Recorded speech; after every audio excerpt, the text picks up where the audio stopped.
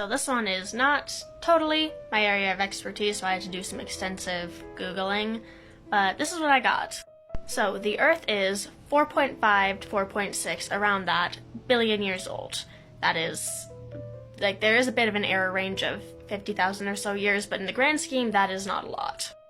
So, how did we find this out? Well, rocks. Not a geologist, I've never taken a geology class, I've only taken an earth science class that I didn't pay that much attention to, but here we go. So, there's this thing called relative dating, which is used in lots of things to find the approximate age of things, so like in anthropology and archaeology and geology, all that. Relative dating, such as stratigraphy, that's looking at the layers of dirt and soil and rock and all that to guess the relative age. That is known as relative dating because it can't give an exact date, it's just older than or younger than, and also it has a large margin of error just because like the earth can get disturbed by like industrial processes, earthquakes, landslides, mudslides, all that. So that has quite a big error, but that's relative dating, and that can be used to estimate the like age of a thing. But a not necessarily better, but a more accurate way of determining the age of things is using radio dating.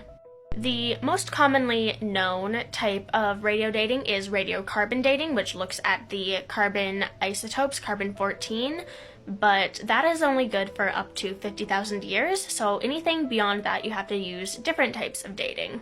So some good ones for looking at stuff that is much, much older is uranium-lead dating, so looking at the rate that uranium decays into lead.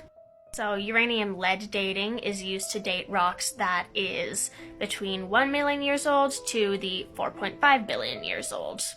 Another commonly used one is rubidium-strontium dating, which is the same thing, it's just rubidium decaying to strontium.